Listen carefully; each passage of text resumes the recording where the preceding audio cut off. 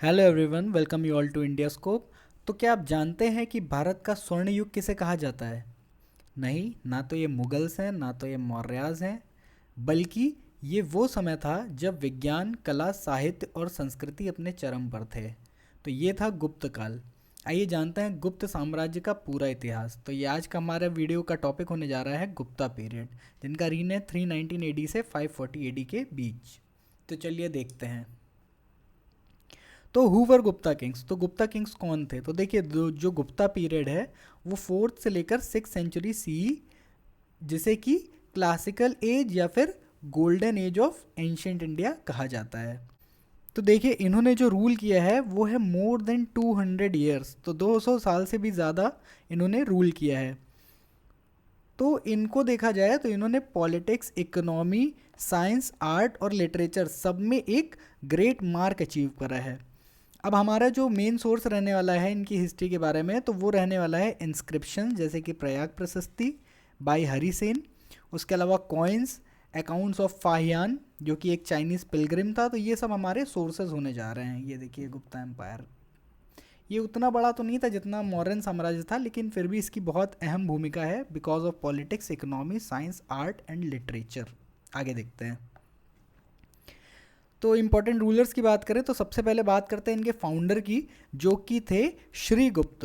तो ये फाउंडर थे डायनेस्टी के अराउंड 240 सीई, यानी कि 240 एडी कह सकते हैं। अब इन्होंने सिंपल टाइटल लिया महाराजा का। तो जो श्रीगुप्त हैं, इन्हें इनके सन घटोत्कच के द्वारा सक्सीड किया गया था और उन्होंने भी टाइटल महाराजा लिया था। आगे देखते हैं।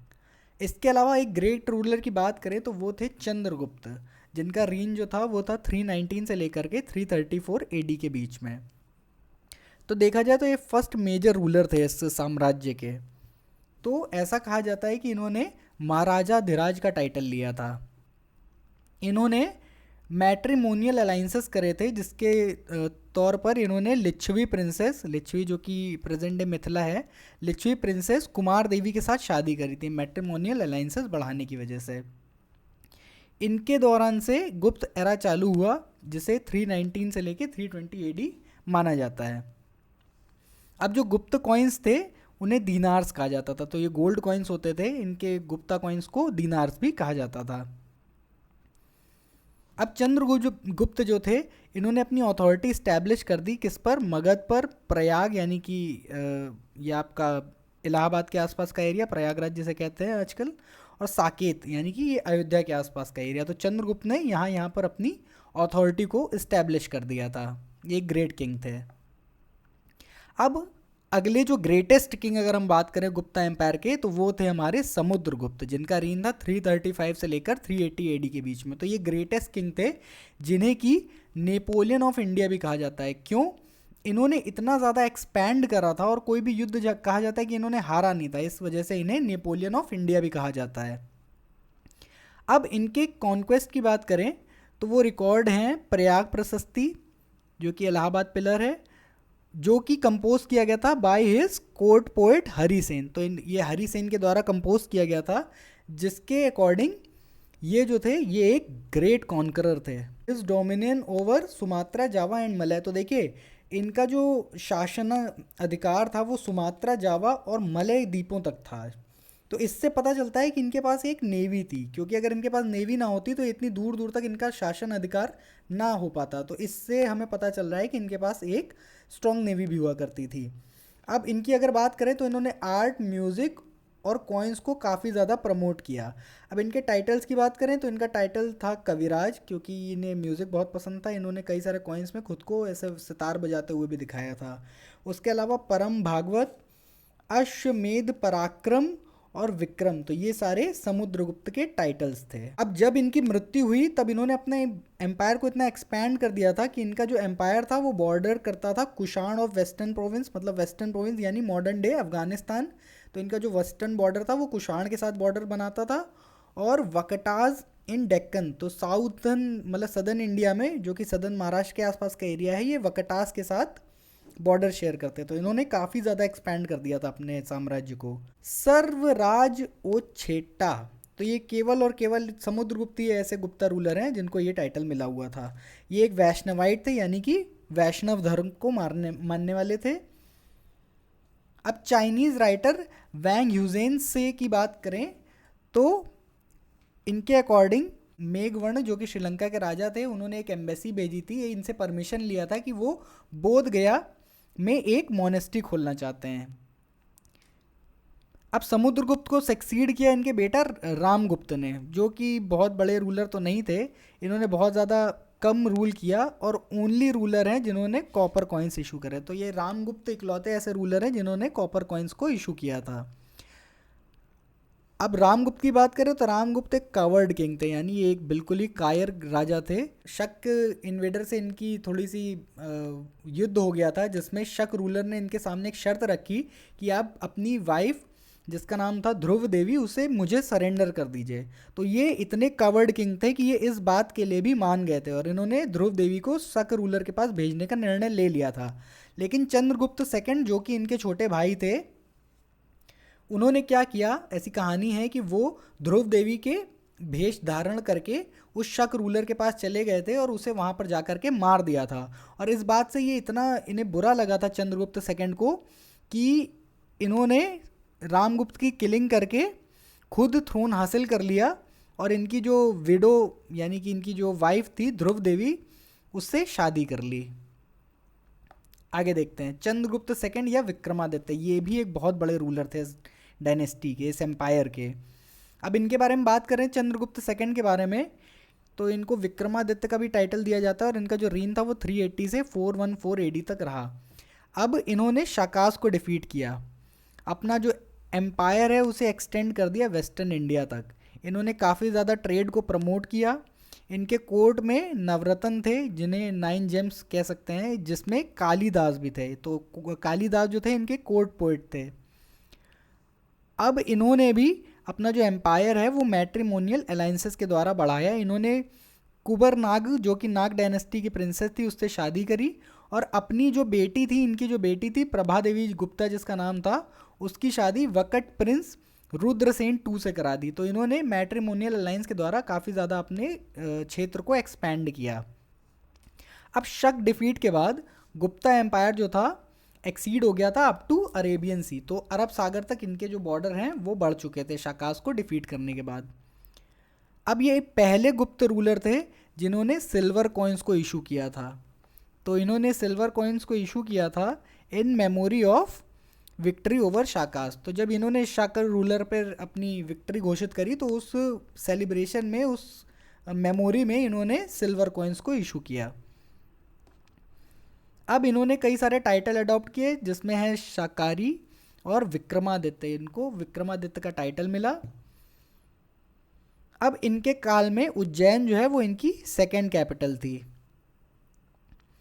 अब मेहरौनी आयरन पिलर की बात करें जो कि कुतुब मीनार के पास है, तो वो कहता है कि किंग ने डिफीट किया था कन्फेडरेसी ऑफ वांगास एंड वहीकास। तो ये वांगास और वहीकास की कन्फेडरेसी का इन्होंने अंत कर दिया था, ऐसा मेहरौनी आयरन पिलर बताता है।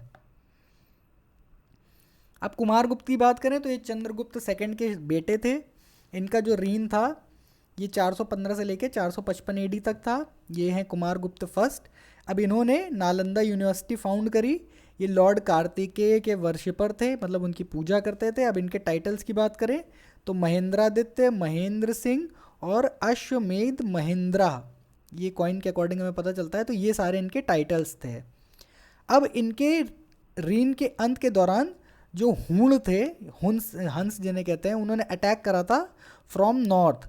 तो who were temporarily checked by his son Skandagupta. Temporarily इनके जो बेटे थे उन्होंने उन्हें रोक दिया था। अब स्कंदगुप्त की बात करें तो स्कंदगुप्त जो थे वो लास्ट ग्रेट रूलर थे इस एम्पायर के। इनके बाद कोई भी ग्रेट रूलर नहीं आया। इन्होंने हूणों के अगेंस्ट में लड़ाई लड़ी और इसे सेलिब्रेट करा विक्रमादित्य का टाइटल लेकर के, जो कि भीतरी पिलर इंस्क्रिप्शन से हमें पता चलता है। तो इन्होंने हूणों के खिलाफ लड़ाई लड़ी और उसको, इनकी विजय को इन्होंने सेलिब्रेट किया विक्रमादित्य का टाइटल लेकर के। लेकिन हूणों की तरफ से कॉन्टिन्यूस अटैक की वजह से इनका जो एम्पायर था वो वीक हो गया और इनकी इकोनॉमी भी काफ़ी वीक हो रही थी, क्योंकि जैसे जैसे आप युद्ध में जाते जाएंगे, आप जितना भी ज़्यादा युद्ध लड़ेंगे, उसका जो मतलब एक एडवर्स इफेक्ट आएगा वो आपकी इकोनॉमी के ऊपर आना बिल्कुल बिल्कुल तय है। तो इनकी इकोनॉमी भी वहाँ से वीक हो रही थी। अब इनके टाइटल्स की अगर बात करें तो इनका टाइटल है विक्रमादित्य, क्रमादित्य, परम भगवत, उसके अलावा शर्क्रोपाम और देवराज, इस तरह के कई सारे टाइटल्स इन्होंने लिए थे। अब इंस्क्रिप्शंस की बात करें तो समुद्रगुप्त की बात करें तो समुद्रगुप्त के इंस्क्रिप्शंस में आते हैं प्रयाग प्रशस्ति, ईरान प्रशस्ति, Nalanda copper plate. Chandragupta second की बात करें तो मेहरौली आयरन पिलर। स्कंदगुप्त की बात करें तो Junagadh rock, Bhitari pillar, Indore stone pillar. और बुद्धगुप्त की बात करें तो पहाड़पुर कॉपर प्लेट। तो ये सारे इंस्क्रिप्शंस थे गुप्ता एरा के। अब एडमिनिस्ट्रेशन की बात करें तो किंग जो था वो काफ़ी ज़्यादा पावरफुल था, लेकिन असिस्ट इसे करते थे कौन? मिनिस्टर्स, जिसे मंत्री परिषद या मंत्रिमंडलम कहा जाता था। अब इनके यहाँ प्रोविंसेस जो थे उन्हें भुक्तीस कहते थे, डिस्ट्रिक्ट को विषयास कहते थे, विलेजेस को ग्राम कहते थे।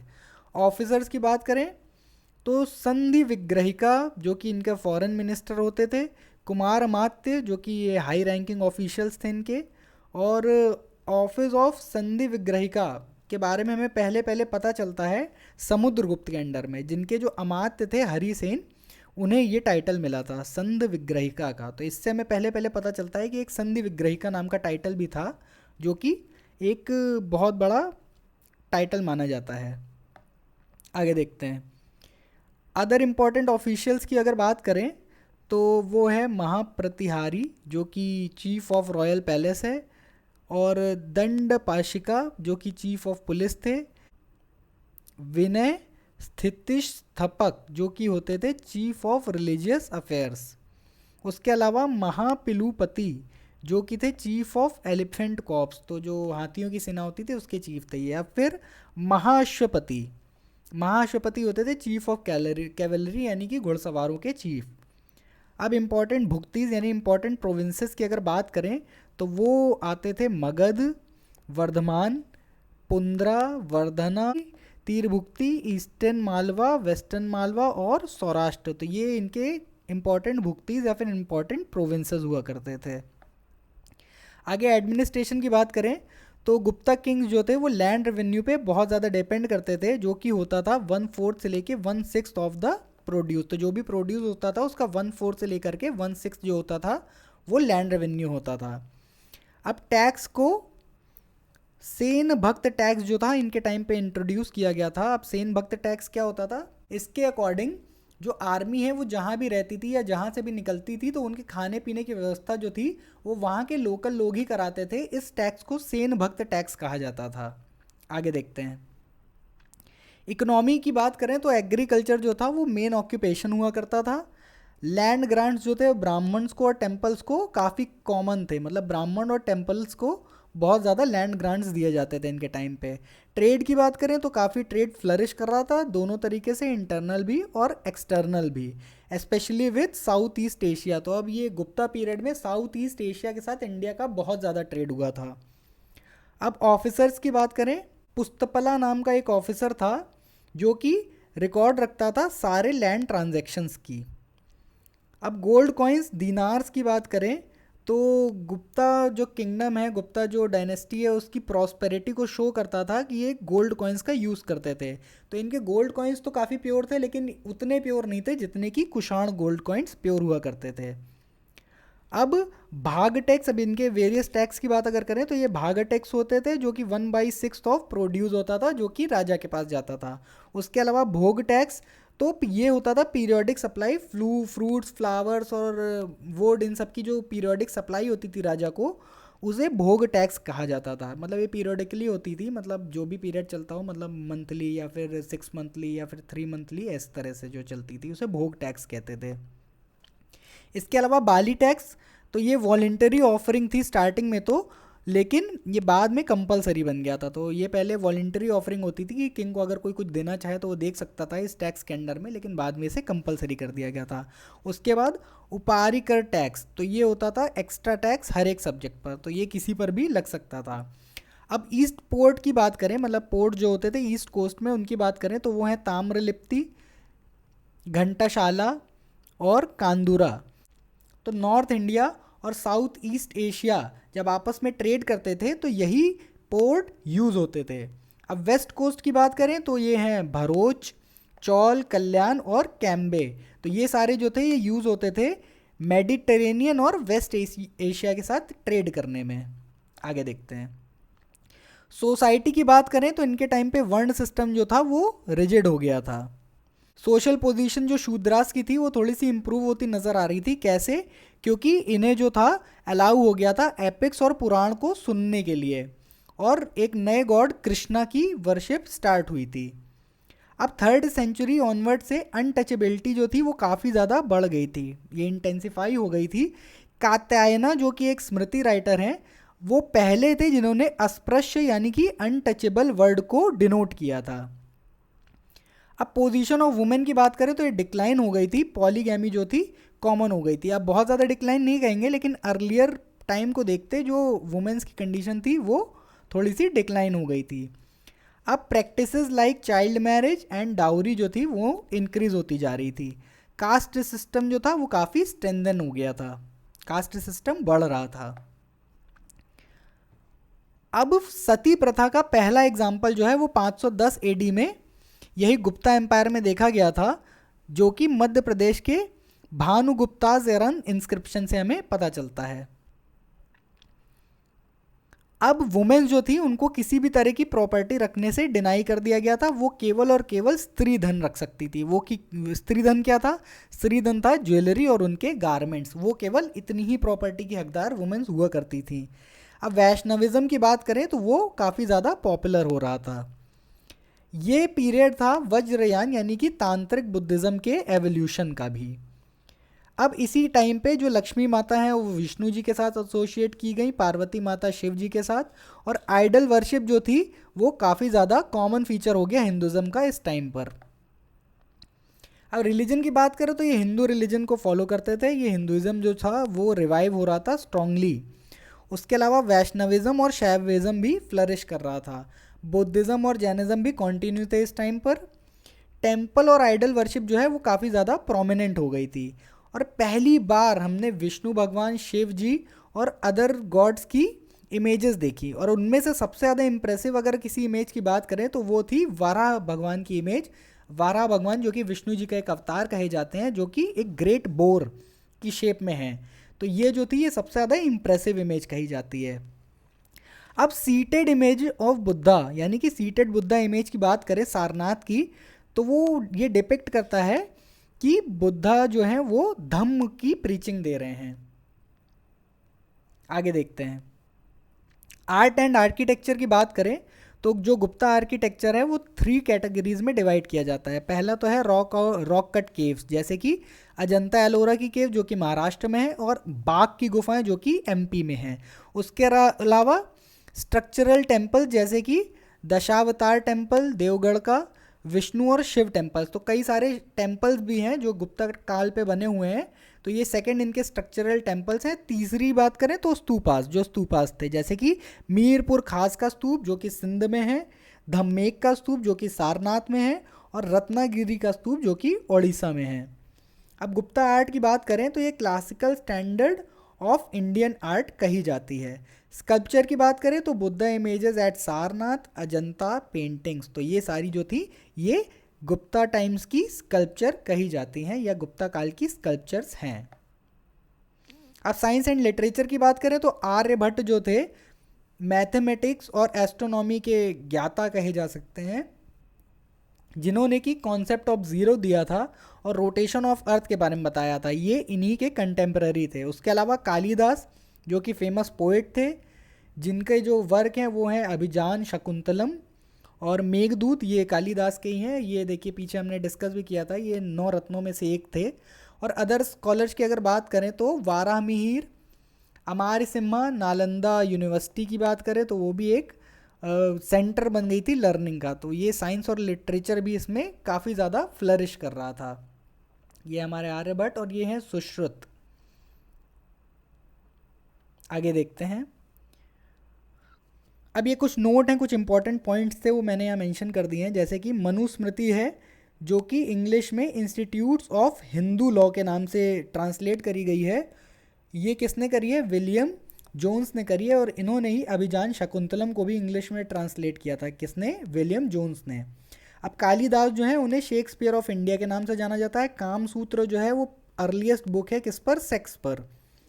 अब ब्रह्म सिद्धांत जो है उसे ट्रांसलेट किया गया था अरेबिक में एज सिंध हिंद के नाम से। अब मृच्छ कटिका, जिसका लिटरल मीनिंग अगर देखें तो वो होता है द क्ले कार्ट, यानी कि मिट्टी की गाड़ी कह सकते हैं। ये लव स्टोरी है एक गरीब ब्राह्मण बॉय की, जो कि जानी जाती है इसके रियलिस्टिक डिपिक्शंस के ऊपर। तो ये कुछ इंपॉर्टेंट पॉइंट्स थे, इनमें क्वेश्चन भी बनते हैं कई बार एग्जाम में, तो ये मैंने यहाँ मेंशन कर दिए थे। अब आगे डिक्लाइन की बात करें तो डिक्लाइन के कई सारे रीजन है, जिनमें से काफ़ी इंपॉर्टेंट रीज़न है एक ये हंस का इन्वेजन।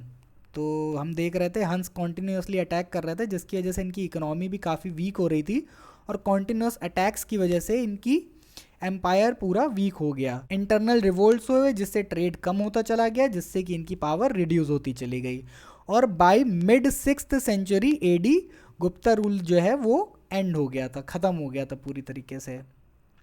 अब कंक्लूजन की बात करें तो जो गुप्ता पीरियड है ये राइटली कहा जा सकता है गोल्डन एज ऑफ इंडिया। अब जिस तरह से इनका एम्पायर बढ़ रहा था, साइंस, लिटरेचर, आर्ट, कल्चर सब जिस तरह से डेवलप हो रहा था, उसके बेसिस पर हम कह सकते हैं कि ये जो थी ये गोल्डन एज थी इंडिया की। अब इन्होंने क्या क्या छोड़ा कंट्रीब्यूशन, तो लिटरेचर, साइंस, रिलीजन, आर्ट, इन सब में इनका कंट्रीब्यूशन साफ नज़र आता है। तो ये था हमारा वीडियो गुप्ता एम्पायर के ऊपर। तो थैंक यू सो मच। हमारे वीडियो को अगर आप पसंद कर रहे हैं तो प्लीज़ इसे लाइक कीजिए, अपने फ्रेंड्स के साथ शेयर कीजिए, और हमारे चैनल को सब्सक्राइब कीजिए। Thank you.